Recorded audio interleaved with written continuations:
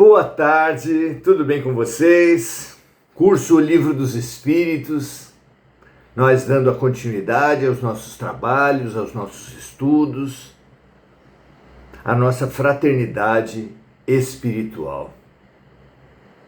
Uma fraternidade espiritual nesses tempos de crises amplas, gerais, profundas, pessoais e coletivas, é fundamental.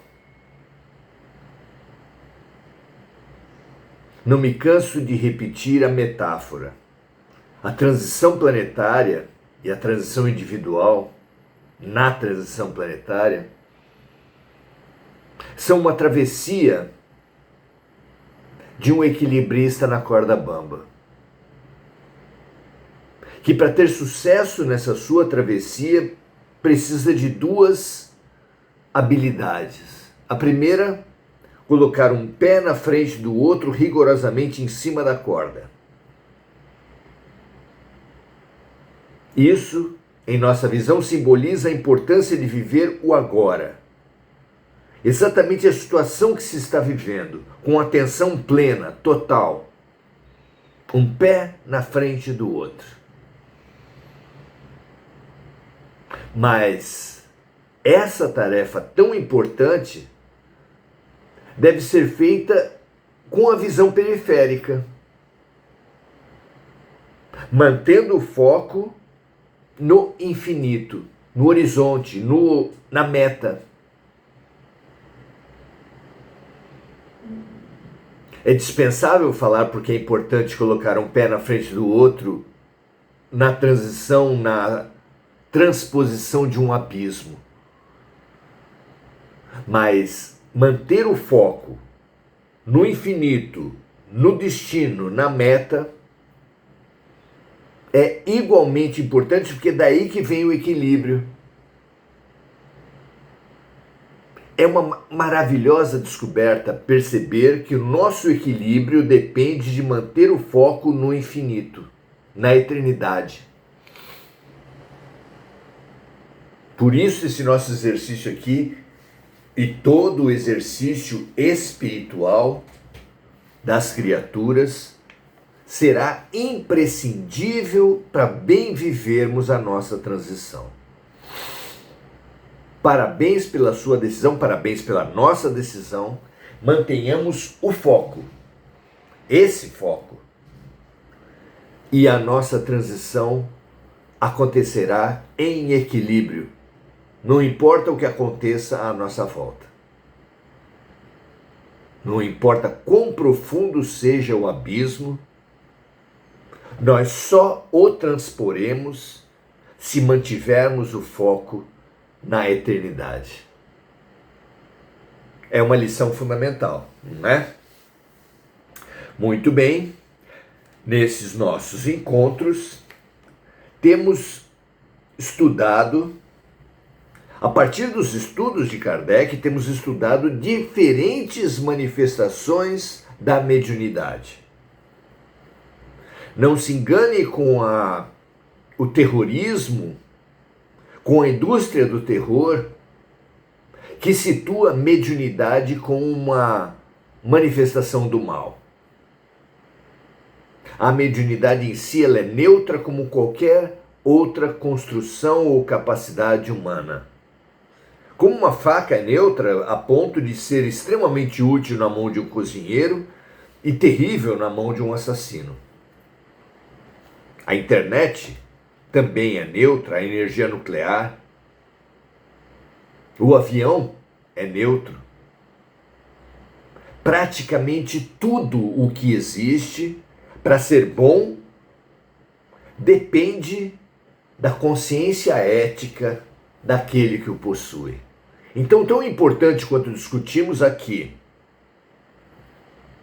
a mediunidade, é discutirmos o tempo todo o bom e o mau uso. E Kardec se serviu para esses estudos sistematicamente de entrevistas com espíritos, nem sempre espíritos de luz, mas sempre, absolutamente sempre, tirando conclusões luminosas das respostas dos Espíritos. Estamos então no capítulo 6 e analisando as manifestações visuais. No nosso encontro passado falamos que as manifestações visuais, a visualização de um espírito, pode se dar basicamente por dois motivos. O primeiro, uma capacidade daquele que vê, e a outra possibilidade no campo daquele que é visto, do espírito. Quando todas as pessoas num coletivo veem um espírito, a possibilidade maior é que esteja ocorrendo uma materialização. Porque todos, independente da sua capacidade mediúnica, é claro que num coletivo de pessoas ninguém terá, aliás, entre duas não existe, duas pessoas com exatamente a mesma capacidade mediúnica, a mesma clarividência no caso. Então imagina, num coletivo de pessoas, a possibilidade disso acontecer é zero. Então, se várias pessoas veem um espírito, uma pessoa, um ser que já morreu, incorpóreos, ou pelo menos sem o corpo físico, a possibilidade que tem disso ter acontecido através de uma materialização é muito grande. Por isso, não temos dúvida em interpretar a passagem da aparição de Jesus aos discípulos após, claro, o seu falecimento, como uma materialização. Inclusive porque, segundo descrito nos evangelhos, Jesus comeu com os discípulos. E uma intervenção na matéria de um espírito exige alguma forma de materialização. As coisas de Jesus, em geral, ultrapassam o nosso entendimento. Ele tem uma capacidade absurdamente superior às nossas possibilidades e também até à nossa compreensão. Mesmo assim, ou exatamente por isso, temos uma base naquilo que aconteceu como uma materialização. Os casos em que mais de um ser vem, interpretamos em geral como uma grande possibilidade de ter sido um fenômeno de materialização. A outra possibilidade, que acontece quase sempre na visão de um espírito da parte de uma pessoa só,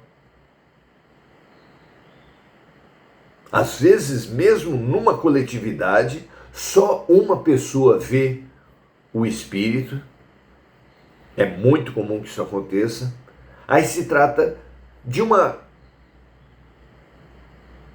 capacidade desenvolvida não de um espírito, como a materialização, mas daquele que vê, do vidente, do clarividente. Desculpe. Todo mundo fica resfriado, não é? Muito bem. Então vamos a esse estudo. A quem não assistiu o encontro passado, nós indicamos que assista. Nós começamos nosso estudo exatamente com uma entrevista de Allan Kardec com um espírito que instruía, um instrutor espiritual sobre o tema, e hoje vamos começar a partir da questão 10. A pergunta número 10 diz assim: é uma entrevista feita por Allan Kardec com um espírito a respeito das questões da clarividência. Pergunta número 10. É racional assustar-se com a aparição de um espírito? Tem lógica que alguém se assuste com a aparição do espírito, sendo esse alguém que se assusta também um espírito? Estando esse alguém que se assusta destinado a se tornar, a voltar à condição espiritual após a morte? Tem lógica isso? Vejamos a resposta dos espíritos. Aquele que refletir a respeito de... Não. Aquele que refletir a respeito há de compreender que um espírito, seja qual for, é menos perigoso que um vivo. Um espírito, seja qual for, segundo o instrutor espiritual, é menos perigoso que um ser vivo. Os espíritos, aliás, estão por toda parte e não tens a necessidade de vê-los para saber que podem estar ao teu lado. Então todos nós, como diz Paulo, somos cercados por uma nuvem de testemunhas, somos cercados por muitos espíritos. Ele não precisa, o espírito, se tornar visível para poder atuar sobre nós no ambiente em que nós frequentamos. O espírito que desejar prejudicar alguém pode fazê-lo sem ser visto. E até com mais segurança. Ora, está aí a atuação dos ladrões, daqueles que surrupiam coisas dos outros. No furto, ele faz isso sem ser visto. É muito mais seguro para um ladrão furtar do que assaltar, que é o roubo quando ele é visto. Não é? Então não há nada para se assustar, porque os espíritos estão à nossa volta e podem fazer diversas coisas, inclusive sem ser vistos.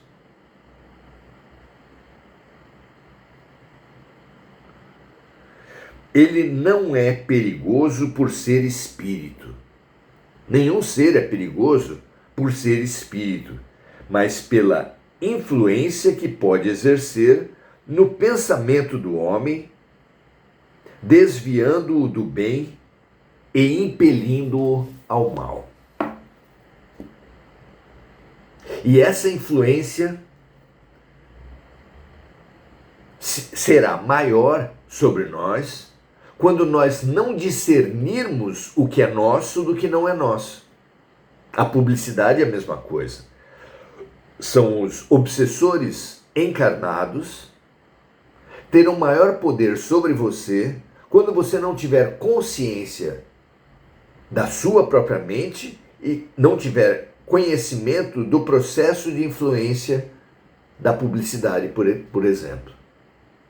Uma pessoa que não se conhecer e que não reconhecer a importância da publicidade, os mecanismos poderosos da publicidade sobre nossa mente, esse será uma peça, um boneco na mão dos manipuladores. Ao contrário, é claro, aquele que conhecer o processo de influenciação espiritual, como estamos fazendo aqui, e se colocar num caminho, numa tarefa permanente de autoconhecimento, como se fala desde a antiguidade, como foi atestado por Jesus no Conhece a Ti Mesmo, como os Espíritos falaram para Allan Kardec na questão 919 de O Livro dos Espíritos. Autoconhecimento é a grande ferramenta de evolução e, estendemos aqui, de segurança e de proteção de alguém quanto às influências espirituais. Nota: as pessoas que têm medo da solidão e do escuro raramente compreendem a causa do seu pavor. Elas não saberiam dizer do que têm medo, mas certamente deviam recear-se mais de encontrar homens do que espíritos, porque um malfeitor é mais perigoso em vida do que após a morte. Uma senhora de nosso conhecimento teve uma noite em seu quarto uma aparição tão bem definida que acreditou estar na presença de alguém. E sua primeira sensação foi de pavor, certificando-se de que ali não havia nenhuma pessoa. Disse a si mesma: parece que se trata apenas de um espírito. Posso dormir tranquila. Não é interessante? Um espírito precisa de inúmeras pré-condições, entre as quais a inconsciência da sua própria vítima, como dissemos aqui, para poder atuar sobre ela. Já um encarnado não precisa de permissão de outro encarnado caso queira lhe fazer mal. Isso se vê todos os dias na multidão dos crimes humanos, não é? Pergunta número 11. Aquele que vê um espírito poderia conversar com ele? A resposta é perfeitamente. E é justamente o que se deve fazer nesse caso. Perguntando quem é o espírito, o que deseja e o que se pode fazer por ele. Porque a visão de um espírito é uma intervenção dele junto ao vidente, ele atua em geral para ser visto, e essa atuação, como toda atuação de uma criatura humana, com corpo ou sem corpo, tem uma finalidade. Então, o que seria mais adequado para todo aquele que vê um espírito seria pedir sua identificação, saber o que ele pretende, o que ele gostaria de fazer, por que ele está aparecendo ali. E isso dá ao vidente condições de, fazendo o que precisa, o que deve ser feito naquela situação, atender ou não atender, mas atuar com força, com conhecimento e para o bem. Não é? É justamente o que deve fazer nesse caso, perguntando quem é o espírito, o que deseja e o que se pode fazer por ele. Se o espírito for infeliz e sofredor, o testemunho de comiseração o aliviará.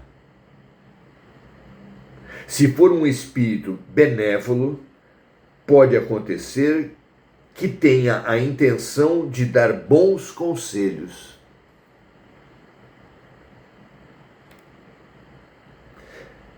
Um desdobramento da questão 11, item A. Como o espírito poderia responder? Responde o espírito: às vezes falando como uma pessoa viva, a maioria das vezes por uma transmissão de pensamento. É quando a pessoa ouve em sua cabeça a manifestação do espírito. Como, em geral, quem passa pela experiência não tem a sua capacidade de observação prejudicada pelo medo, ele, no geral, vai pensar que a pessoa está falando com ele sem reparar que ela pode não estar movendo seus lábios. Pode não discernir que ali está ocorrendo uma transmissão de pensamento, o que, segundo o espírito instrutor aqui, é mais comum do que ele estar movendo os lábios, do que o vidente estar também em contato e como que ouvindo espiritualmente aquele que morreu. Pergunta número 12. Os espíritos que aparecem com asas realmente as têm ou essas asas são apenas uma aparência simbólica? Resposta: os espíritos não têm asas. Não precisam delas, pois podem transportar-se por toda parte como espíritos. Aparecem dessa forma porque querem impressionar a pessoa a quem se mostram. Uns aparecerão com suas roupas habituais, outros envolvidos em panos, alguns com asas, como atributo da categoria espiritual que representam. Então, como apoio à sua intervenção, é que os espíritos escolhem a maneira como irão aparecer para atingir as suas finalidades. É como qualquer um de nós, quando vai a qualquer ambiente, para atingir o efeito que deseja, escolhe a roupa que irá usar. Da mesma maneira, um espírito elevado, ou mesmo um espírito de baixa condição, que já adquiriu conhecimento e domínio sobre a sua aparência, vai escolher essa aparência conforme queira imprimir medo, confiança, aumentar a capacidade de ser ouvido, alegria, leveza. Para alegria e leveza se apresenta como uma criança. Para ser ouvido, causa, por exemplo, a impressão de ser um anjo apresentando-se por asas. Para causar medo, usa as figuras conhecidas na indústria do terror, na própria mente da pessoa que vai ver aquele espírito, para que a paralise e exerça domínio sobre ela.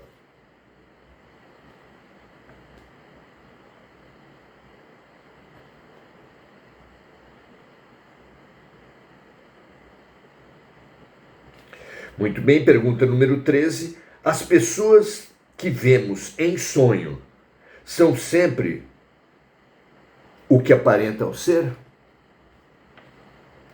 A resposta: são quase sempre as mesmas pessoas que o seu espírito vai encontrar ou que vem de encontrar. Então, o espírito instrutor responde a Kardec que, na maioria das vezes, quase sempre, a aparência do espírito que nós vemos é realmente a dela, de uma pessoa que a gente vai encontrar durante o sono, de uma pessoa que a gente encontrou durante a vigília,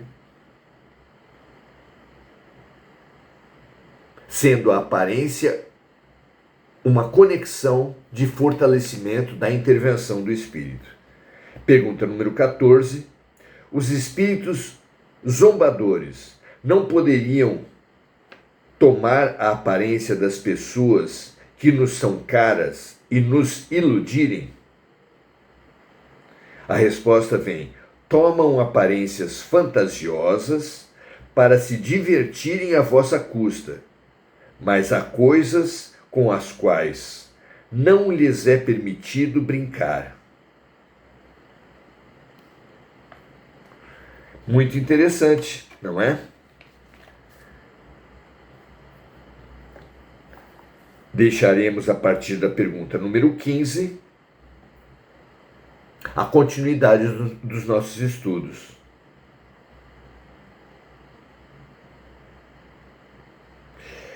A partir da pergunta que vem, nós analisaremos o estado mental daquele que vê o espírito, daquele que sofre a intervenção do espírito, no caso visual, para a ocorrência de um determinado fenômeno. Qual a nossa participação numa experiência de evidência que dá para a gente estender sempre para outras formas de manifestação. A lei da sintonia, como ela é exercida, qual a importância que ela tem nos fenômenos de visualização de espíritos. Isso fica para domingo que vem, na continuação dos nossos estudos, às 17h30.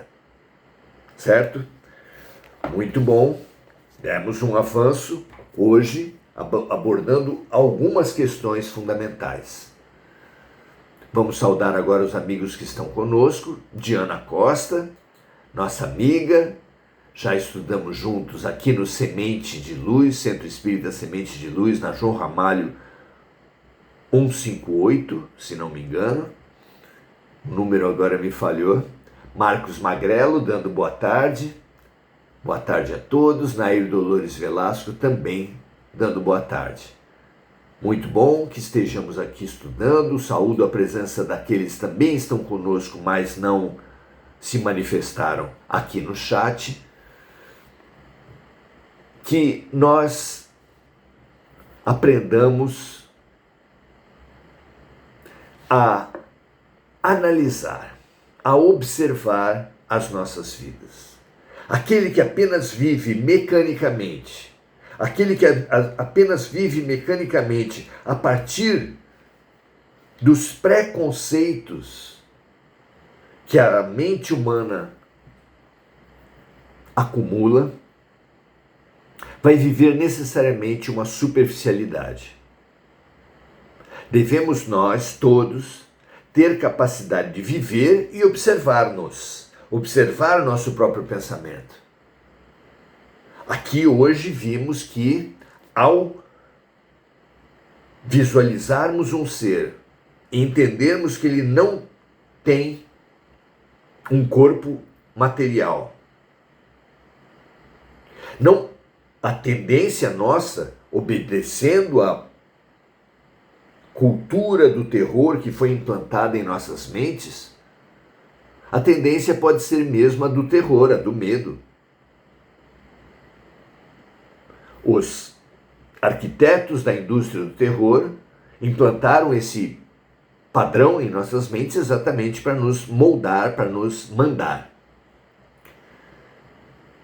Qualquer um, porém, como nós, que estivermos nos preparando racionalmente para o entendimento do fenômeno mediúnico, para o entendimento da relação com os espíritos, contrapõe ao reflexo do medo implantado em nossas mentes um entendimento, a compreensão, fator fundamental para trabalharmos e quebrarmos todos os preconceitos que tivermos. Falar que não temos preconceito é uma das maiores autoignorâncias possíveis. Ao invés disso, tenhamos todos, estudando o nosso meio em geral, estudando nossa família em particular, detectemos que preconceitos o nosso meio, a nossa família, as nossas relações, a nossa cultura implanta em nossas mentes, para trabalharmos esses preconceitos e alcançarmos a realidade como alguém que recebe um óculos sujo, um óculos escuro, um óculos com uma cor determinada, condições que vão necessariamente distorcer o que ele está vendo. Assim é também o preconceito. Em primeiro lugar, não neguemos. Em segundo lugar, pesquisemos os preconceitos do meio do qual nós somos provenientes. Em terceiro lugar, desconstruamos esses preconceitos, entendendo como eles nos enfraquecem e como nós podemos limpar isso de nossas mentes com a verdade que nos libertará. O nosso meio pode dizer que não apenas que homossexuais são assim ou assado, que pretos ou que as pessoas são assim ou assado de acordo cor de pele, ou com o seu sexo, ou com a sua religião, ou com a sua nacionalidade, ou com a sua classe social, ou com a sua idade. Tudo nos traz preconceitos e tudo só conseguiremos ver se trabalharmos, limparmos esses preconceitos a partir de um autoconhecimento e de uma autoobservação. Convite maravilhoso, imperdível, que hoje chega a você e a mim, minha amiga, meu amigo, para que nós possamos ser mais livres, mais autônomos e muito mais próximos da verdade que nos libertará. Paz bem, excelente final de domingo para todos vocês. De segunda a sábado estaremos no Oração Ação às 18 horas, sempre juntos. Um grande abraço e até a próxima.